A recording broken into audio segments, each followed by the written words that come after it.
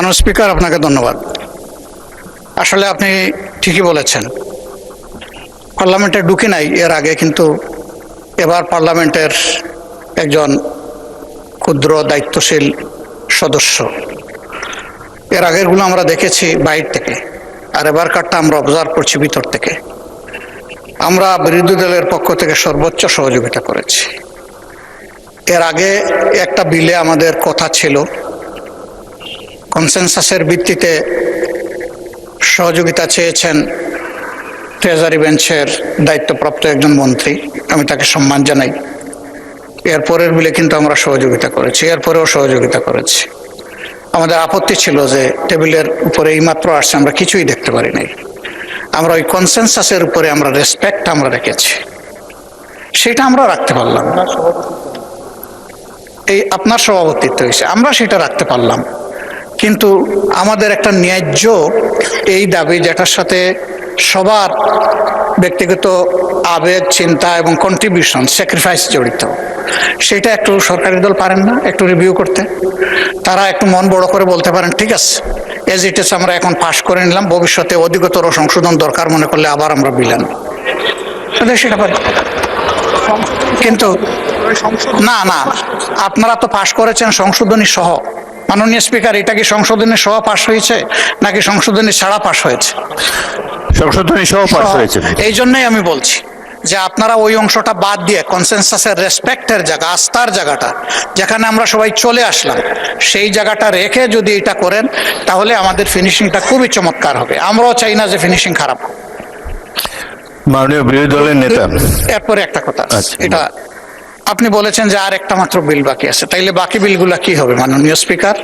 যেটা কার্য উপদেষ্টা পরিষদের সিদ্ধান্ত হলো যে সবগুলো এখানে আসবে, এর মাঝে বিশেষ পাবে পুলিশ সংস্কার কমিশন, গুম কমিশন, এরপরে তামাকের উপরে একটা আছে, দুদক আছে। এগুলা কি হবে? এগুলা তো ভাইটাল কনসার্ন আমাদের। যদি এগুলা কোনো আলোচনা এখানে না হয়, তাহলে আমরা কি শুধু ওই বিলগুলা কনসেনসাসের এগুলোই পাশ করার জন্য এখানে বসে থাকবো? কারণ ওইগুলোর সাথে গোটা ফ্যাসিজম জড়িত ছিল। সেই ফ্যাসিজমের রুটগুলা যদি রেখে আমরা এখান থেকে বিদায় নেই, তাহলে আমরা আমাদের দায়িত্ব, বিবেক এবং জনগণের কাছে আমরা দায়বদ্ধ হয়ে যাব। আমরা সে দায় কেন নেব? এই জন্য আপনার মাধ্যমে আমরা স্পষ্ট জানতে চাচ্ছি এই সবগুলা বিল আসবে কিনা, এটা আগে আমাদের জানা দরকার। আর আমি যেটা অনুরোধ করেছি, যদি তারা বড় মনের পরিচয় দিয়ে কনসেনসাসের জায়গাটাকে রেসপেক্ট করেন, আমরাও রেসপেক্ট করার চেষ্টা করব। ধন্যবাদ মাননীয় স্পিকার। মাননীয় বিরোধী দলের নেতা, মাননীয় আইনমন্ত্রী কিন্তু বলেছেন যে যে বিলটা পাশ করা হলো এটা তারা রিভিউ করবেন, প্রয়োজন হলে আগামী সংসদে নতুন করে বিল নিয়ে আসবেন, সেটা তিনি বলেছেন। সুতরাং আপনার প্রথম প্রশ্নের সমাধান উনি উত্তর দিয়েছেন। দ্বিতীয় যেটা, সেটা মাননীয় আইনমন্ত্রী বলতে পারেন। আমাদের সংসদের সামনে বিশেষ কমিটি রিপোর্ট আছে, সেই রিপোর্টের 46 নম্বর পেজে যদি আমরা যাই, সেখানে বলা আছে সংসদে এখনই বিল আকারে উত্থাপন না করে পরবর্তীতে যাচাই বাছাই করে অধিকতর শক্তিশালী করে নতুন বিল উত্থাপনের সুপারিশ করেছে এমন 16টি অধ্যাদেশের তালিকা। মাননীয় স্পিকার, স্পষ্ট আমরা বিশেষ কমিটির রিপোর্টের বাইরে এখনো যাইনি। বিশেষ committee report is self explanatory, it self demonstrates that যে আমরা এই অধ্যাদেশগুলো, এই আইনগুলো আমরা অধিকতর যাচাই বাছাই করে পরবর্তীতে বিল আকারে আনব। যে কারণে আর্টিকেল 93 অনুসারে এই রিপোর্টটার এই অংশটা লেখা হয়েছে আর্টিকেল 93 অনুসারে, যেখানে বলা হচ্ছে কোনটা যদি অধ্যাদেশ আকারে না আসে তাহলে এটা ল্যাপস করবে। পরবর্তীতে আমরা বলেছি, আমরা গুম কমিশন নিয়ে আলোচনা করেছি, মানবাধিকার কমিশন নিয়ে আলোচনা করেছি, আমরা সবগুলো নিয়ে আলোচনা করব এবং ওনাদের সহই আলোচনা করব। মাননীয় স্পিকার, আমরা কোনোটাই এই 16টার এই সংসদে দাঁড়িয়ে আমি বলছি যে কোনোটাই আলোচনার বাইরে থাকবে না মাননীয় স্পিকার, সবগুলোই আবার আসবে আলোচনার ভিত্তিতেই, এটা সমাধান হয় মাননীয় স্পিকার।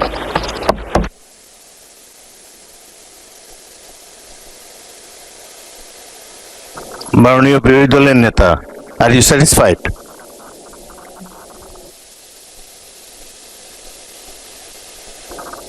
বিরোধী দল নেতাকে মাইক দেন। মাননীয় স্পিকার, আপনাকে ধন্যবাদ। একই কথা তো আমাদের আইনমন্ত্রী আরেকবার বলেছেন। আমাদের হাতে এই রিপোর্টটা আসার পরেই কিন্তু দ্বিতীয় দফা কার্য উপদেষ্টা পরিষদের মিটিংটা হয়েছে এবং সেখানে থ্রেড বেয়ার এই বিষয়ে আলোচনা হয়েছে। আমি আগেও বলেছি এবং আপনি নিজেও বলেছেন যে এটাই কারেক্ট, যে সবগুলো এখানে আসবে। এখন তিনি তাইলে এর বাইরে যাচ্ছেন কেন? তাইলে তো কোনো কনসেনসাসই থাকছে না। তাইলে কার্য উপদেষ্টা কমিটির বৈঠকের পজিশনটা কি থাকবে সেটা তো ওখানেই বলতে পারতেন, আপত্তি দিয়ে ওটা আপনি সেইভাবে রুলিং না দিতে পারতেন। তখন আমরা আমাদের কি কর্মপন্থা নেব সেটা আমরা ঠিক করতাম বিরোধী দল হিসাবে। এখন তো আমরা একটা ইনডিসিশনে পড়ে গেলাম। আমাদেরকে তো এইভাবে ইনডিসিশনে বলার অধিকার তো নেই। আমি আবারও জোরালো দাবি জানাবো, সবগুলা যদি ডেফার হয় এখানে আলোচনা হয়ে ডেফার হবে। আলোচনা না হয়ে যদি কোনো কিছু ল্যাপস করতে হয়, আমরা সুস্পষ্ট দেখছি এটা ফেসিবাদকে আবার পুনর্জন্ম দিবে, আবার স্ট্রেনথেন করবে, এবং এইটার সাথে আমরা কোনোভাবে দায় নিয়ে আমরা দায়বদ্ধ হতে চাই না। একেবারেই আমাদের কথা এই ব্যাপারে ক্লিয়ার। আর জাদুঘরেরটা তো সংশোধনী সহ পাশ করেছেন, ওনারা ওখান থেকে নড়বেন না। সেই জায়গায় আমরা আমাদের আপত্তি আর তুলে নিতে পারলাম না, দুঃখিত আমরা। মাননীয় স্বরাষ্ট্রমন্ত্রী। মাননীয় স্পিকার, আপনাকে ধন্যবাদ। আমি চাচ্ছিলাম না আসলে দাঁড়াতে, কিছু কথা রেকর্ডে রাখতে হবে সেই জন্য দাঁড়ানো। মাননীয় আইনমন্ত্রী স্পষ্ট করেই মাননীয় লিডার অব দি হাউসের সাথে আলোচনা করেই তখন সেই প্রস্তাবটা দিয়েছে যে জুলাই স্মৃতি জাদুঘর সম্পর্কে মাননীয় বিরোধী দলীয় চিফ হুইপ এবং অন্যান্য মাননীয় সদস্যরা যে আপত্তিটা তুলেছেন সেই বিষয়টা উনি এক্সপ্লেন করেছেন, যেটা সরকারের পক্ষ থেকে অ্যামেন্ডমেন্ট না, এটা একজন প্রাইভেট মেম্বার হিসেবে একটা অ্যামেন্ডমেন্ট দিয়েছে। সেই অ্যামেন্ডমেন্টের উপরে ওনারা বক্তব্য রেখেছেন, এই পক্ষে আইনমন্ত্রীর বক্তব্য রেখেছে, কনসার্ন মিনিস্টার বক্তব্য রেখেছে, পাশ হয়েছে। তারপরেও আপনার কাছে যেহেতু মাননীয় বিরোধী দলীয় নেতা এবং অন্যান্য সদস্যগণ আপত্তি তুলেছেন, এই জুলাই স্মৃতি জাদুঘর আমি নিজে এবং মাননীয় বিরোধী দলীয় নেতা প্রফেসর ডক্টর ইউনূস, মাননীয় প্রাক্তন সাবেক প্রধান উপদেষ্টা সহ দেখতে গিয়েছিলাম। এটা জীবন্ত জাদুঘর, এটা জীবন্ত ঘর, জাদুঘর নয়। বাংলাদেশের ছাত্র গণ অভ্যুত্থানের প্রতীক হিসাবে ভবিষ্যতে যাতে কোনো শাসক শ্রেণী স্বৈর শাসক না হয়ে উঠতে পারে সেটার জন্য এটার প্রতীক হিসাবে থাকবে, সেটাকে আমরা ধারণ করতে চাই। মাননীয় স্পিকার, মাননীয় প্রধানমন্ত্রী সম্মতি দিয়েছেন, সেটা আনুষ্ঠানিকভাবে উদ্বোধন করতে যাবেন। এটাকে স্ট্রেনথেন করা দরকার, জাতির ইতিহাসকে ধারণ করা দরকার, এবং যাতে আর কোনো সময় হাসিনার মতো ফ্যাসিস্ট স্বৈর শাসক বাংলাদেশে উৎপত্তি না হয়, উৎপাদন না হয়, সেজন্য এই জাদুঘরকে আমরা সেভাবে সংরক্ষণ করতে চাই। 1971 থেকে শুরু করে 2024 পর্যন্ত, তারপরে পর্যন্ত সমস্ত ইতিহাসকে এখানে ধারণ করা হয়েছে, আরো উন্নয়ন করা হয়। মাননীয় স্পিকার, মাননীয় বিরোধী দলীয় চিফ হুইপ যেটা বলেছেন, এটাকে অটোনোমাস বডি হিসেবে রাখা যায় কিনা সে ব্যাপারে তো আলোচনা হতে পারে। আমাদের শাহবাগ জাতীয় জাদুঘর সহ অন্যান্য জাদুঘর যেগুলো আছে সেটা কিভাবে পরিচালিত হয়, কিউরেটর কিভাবে থাকে। সাবেক একজন উপদেষ্টা গত ইন্টারিম গভর্নমেন্টের, তিনি খুবই পারদর্শী, সম্ভবত উনি এখনো কিউরেটর হিসেবে আছেন। আমরা তো পরিবর্তন করিনি মাননীয় স্পিকার। যদি এরকম অবদান রাখার মতো আরো কোনো বিশেষজ্ঞ থাকে, বিভিন্ন হয়ে উঠতে পারে, সেটার জন্য এটার প্রতীক হিসেবে থাকবে, সেটাকে আমরা ধারণ করতে চাই। মাননীয় স্পিকার, মাননীয় প্রধানমন্ত্রী সম্মতি দিয়েছেন, সেটা আনুষ্ঠানিকভাবে উদ্বোধন করতে যাবেন। এটাকে স্ট্রেনথেন করা দরকার, জাতির ইতিহাসকে ধারণ করা দরকার, এবং যাতে আর কোনো সময় হাসিনার মতো ফ্যাসিস্ট স্বৈর শাসক বাংলাদেশে উৎপত্তি না হয়, উৎপাদন না হয়, সেজন্য এই জাদুঘরকে আমরা সেভাবে সংরক্ষণ করতে চাই। 1971 থেকে শুরু করে 2024 পর্যন্ত, তারপরে পর্যন্ত সমস্ত ইতিহাসকে এখানে ধারণ করা হয়েছে, আরো উন্নয়ন করা হয়। মাননীয় স্পিকার, মাননীয় বিরোধী দলীয় চিফ হুইপ যেটা বলেছেন, এটাকে অটোনোমাস বডি হিসেবে রাখা যায় কিনা সে ব্যাপারে তো আলোচনা হতে পারে। আমাদের শাহবাগ জাতীয় জাদুঘর সহ অন্যান্য জাদুঘর যেগুলো আছে সেটা কিভাবে পরিচালিত হয়, কিউরেটর কিভাবে থাকে। সাবেক একজন উপদেষ্টা গত ইন্টারিম গভর্নমেন্টের, তিনি খুবই পারদর্শী, সম্ভবত উনি এখনো কিউরেটর হিসেবে আছেন। আমরা তো পরিবর্তন করিনি মাননীয় স্পিকার। যদি এরকম অবদান রাখার মতো আরো কোনো বিশেষজ্ঞ থাকে, বিভিন্ন কমিটিতে ধারণ করা যায়। তবে কেউ পদত্যাগ করলেই কেবল সেই পদ হারাবে, সরকারের ক্ষমতা থাকবে না তাকে অপসারণ করার, সেই জন্য একটা প্রভিশন আনতে হয়েছে, সেটা মাননীয় সদস্য বিদ্রোহ এনেছেন।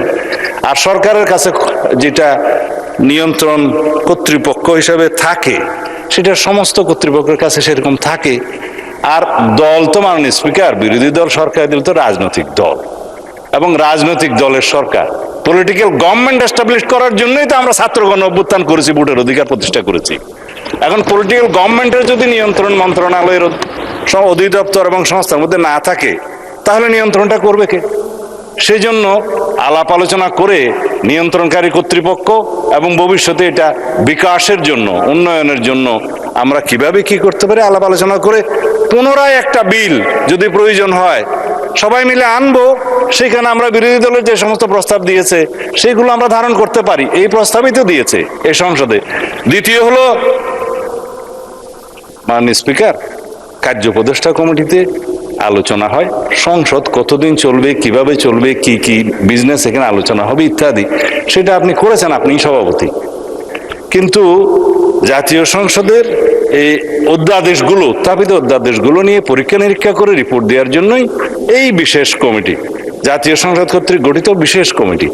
এখানে স্পষ্টতই কয়েকটা ভাগে সুপারিশ করা হয়েছে, যেটা আইনমন্ত্রী বললেন 16টা অধ্যাদেশের ব্যাপারে এখানে বলা হয়েছে এখনই বিল আকার উত্থাপন না করে যাচাই বাছাই করে অধিকতর শক্তিশালী করে নতুন বিল উত্থাপনের বিষয়ে সুপারিশ করা হয়েছে, এমন 16টি বিল। তার মধ্যে উনি যেটা বললেন যে দুদক, সেটা এখানে আছে, মানবাধিকার কমিশন আছে, অথচ এগুলো নিয়ে আলাপ আলোচনার যথেষ্ট সময় আপনি দিয়েছেন। এবং এইখানে আপনি দেখবেন তিনি যেভাবে বললেন যে গুম প্রতিরোধ ইত্যাদি বিষয়ে ওনারা নোট অফ ডিসেন্ট দিয়েছেন, সেই নোট অফ ডিসেন্ট বিষয়ে কথাও হয়েছে, কিন্তু বিলটা যখন আসবে তখন আলাপ আলোচনা করেই আসবে পরবর্তীতে। সেখানে ওনারা ওনাদের মতামত দিবেন, সংশোধনী দিবেন, আলাপ করব আমরা। গুম আইন, মানবাধিকার কমিশন আইন এবং প্রয়োজনে আইসিটি অ্যাক্টকে আরো বেশি শক্তিশালী করা হবে সবাই আলোচনার ভিত্তিতে। এই কথাগুলো আমরা এখানে প্রতিশ্রুতি দিচ্ছি, আলাপ আলোচনা করছি। সময় আছে মাননীয় স্পিকার, এখন বাজে 7:30, রাত 12টার সময় 30 দিনের সময়সীমা পার হবে, এই অর্ডিন্যান্সগুলোর ভাগ্য নির্ধারণ হবে তার মধ্য দিয়ে। এখন যদি এই যে বিশেষ কমিটির রিপোর্ট ওনাদের সামনেও আছে, এখন যদি এই বিষয়ে ওনারা ডিফার করতে চান, এটাকে মাননীয় স্পিকার সংসদীয় আচরণ হবে। ধন্যবাদ মাননীয় স্পিকার। মাননীয় সদস্যবৃন্দ, আমার তো কোনো ডিফারেন্স অফ ওপিনিয়ন দেখছি না। আপনারা যেসব আপত্তি তুলেছেন ট্রেজারি বেঞ্চ থেকে সেগুলো আলাপ আলোচনা করে নিষ্পত্তি করার জন্য প্রস্তুত। আলাপ আলোচনার দরজা খোলা আছে। এই সংসদের মাত্র 1 মাস গিয়েছে, এখনো তো 5 বছর সময় প্রায় বাকি আছে। আপনারা আলাপ আলোচনা করে এগুলা নির্ধারিত করতে পারেন, অনেক সময় পাবেন। সুতরাং একটু ধৈর্য ধরেন। আমার মনে হয় যে I can see the spirit of cooperation. আলাপ আলোচনার মাধ্যমে আপনাদের সাথে আলাপ করে সিদ্ধান্ত নেওয়া হবে। তারপরেও যদি আপনারা আপনাদের মনোভাব যদি অপরিবর্তিত থাকে, আবার হাউস ফ্লোরে আপনারা আপনাদের বক্তব্য দিতে পারেন। আপাতত এই সমঝোতামূলক পরিবেশটা বজায় থাকুক, এটাই আমরা চাই। এবং সর্বশেষ যে একটা বিল আছে এটা শেষ করি। ধন্যবাদ। জি, মাননীয় চিফ হুইপ বলেন। মাননীয় স্পিকার, এখানে যে জাদুঘর নিয়ে আমার যে অপিনিয়নটা, তারা যে কোনো সংশোধনী আনতে পারে, পাশও করাতে পারে, কিন্তু সেটা তো এখন যদি তারা বলে যে প্রাইভেট মেম্বার হিসেবে তারা সংশোধনী এনেছেন, এটা সরকারের এখতিয়ার না, তাহলে কিন্তু সরকারি মেম্বার হিসেবে তো মন্ত্রী সেটা গ্রহণ করেছেন। আমাদের যেগুলো নোট অফ ডিসেন্ট, মন্ত্রীরা তো বিরোধিতা করেছেন। এই মন্ত্রী, সংস্কৃতি মন্ত্রী চাইলে সেটা বিরোধিতা করতে পারতেন, কারণ সংস্কৃতি মন্ত্রী তো সেই কনসেনসাসের পার্ট। সংস্কৃতি মন্ত্রী তো সেই সংশোধনটা নিতে পারেন না। আপনি বলেছেন এটা একদিন আগে, বিরোধী দলীয় নেতা বলেছিলেন যে একদিন আগে ডকুমেন্টস আসতে হবে, আপনি বলেছেন, আমরা কিন্তু সবকিছু মেনে নিয়েছি। তো এখানে তো আমরাও কোঅপারেশন করছি যাতে দ্রুত সময়ের মধ্যে এই বিলগুলো পাস হোক, কিন্তু আধা ঘন্টা আগে একটা সংশোধনী আনা হলো যেটা আমাদেরকে জানানো হলো না, এটা তো এক ধরনের ছলচাতুরি মাননীয় স্পিকার। এবং আপনার সভাপতিত্বে কিন্তু এই জিনিসটা হলো, ফলে এটা কিন্তু কনসেনসাস ব্রেক করেছে। তারা যে কোনো সংশোধনী আনতে পারে যে কোনো সময়, তাদের একটি আছে, তারা সেটা পাস করাতে পারে। আপনি এই কথা তো 2 মিনিট আগেও বলেছেন। তার জবাবে আইনমন্ত্রী কিন্তু বলেছেন যে এটা নিয়ে আলাপ আলোচনা করতে পারে। আবার একটা স্বরাষ্ট্রমন্ত্রী বলেছেন যে একটা বিল আবার আনতে হতে পারে, সেখানে বসে আপনারা আলোচনা করেন। এই চ্যাপ্টারটা ক্লোজ করা হয় নাই। The matter has not been closed yet. এটা নিয়ে পরবর্তীতেও আলাপ আলোচনা হতে পারে, আবার বিল আনা হতে পারে।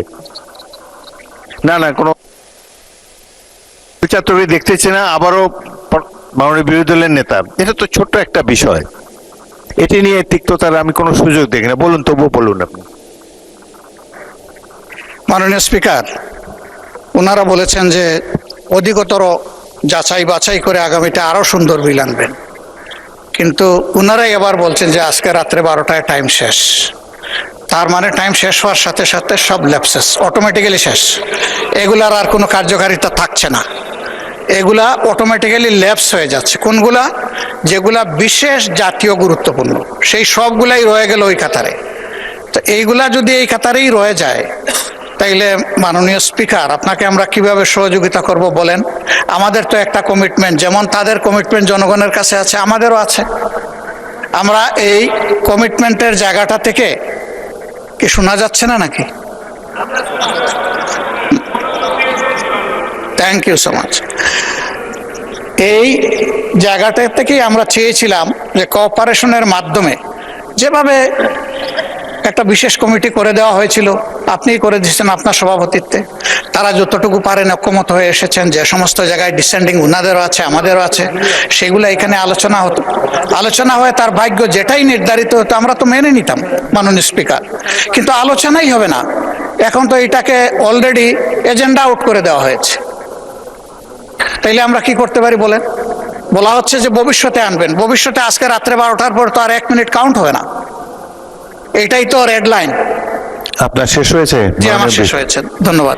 আমার তো মনে হয় যে মাননীয় স্বরাষ্ট্রমন্ত্রী সংসদ নেতার পক্ষ থেকে যে কথা বলেছেন এবং এই যে রেফারেন্স দিয়েছেন এই বিশেষ কমিটির, কোনো কিছুই তো ক্লোজ করা হয়নি।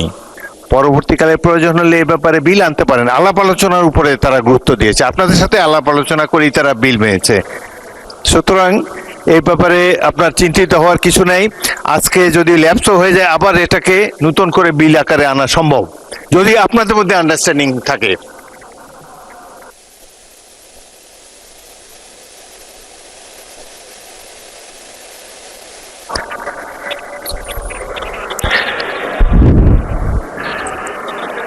মাননীয় বিরোধী দলের নেতা, আমার তো মনে হয় যে, আচ্ছা মাননীয় চিফ হুইপ বলেন। স্পিকার, চিফ হুইপকে একটু শোনেন।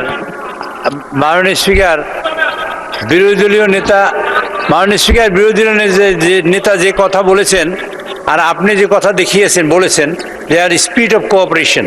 অ্যাকচুয়ালি আমাদের মাননীয় আইনমন্ত্রী কথা বলেছেন, মাননীয় স্বরাষ্ট্রমন্ত্রী কথা বলেছেন, এবং আমাদের নেতার সাথেও কথা বলেছি, সংসদ নেতার সাথে। বিষয়টা হলো এই যে এখানে এই পৃষ্ঠের মধ্যে রিপোর্টে আছে, আমরা রিপোর্ট নিয়ে বসে থাকলাম বা থাকলাম না এরকম নয়। আমরা চাচ্ছি, আমি মাননীয় সদস্য আপনার দৃষ্টি আকর্ষণ করছি, আমরা চাচ্ছি একটা সমঝোতা হোক এবং সমঝোতার ভিত্তিতে হোক। আমাদের তরফ থেকে আগামী সংসদে, আগামী সেশন তো ইনশাল্লাহ বাজেট সেশন হবে, বাজেট সেশনে সবগুলো বিল আসবে, ইনশাল্লাহ সবগুলো বিল আসবে, তখন আপনারা সময় পাবেন এখানে, এবং এই সবগুলো বিলই আগামী বাজেট সেশন আসবে। সুতরাং সেখানে যেমন আপনারা আলোচনার সুযোগ পাবেন এবং এখানে কন্ট্রিবিউট করার সুযোগ পাবেন। বিসমিল্লাহির রহমানির রহিম।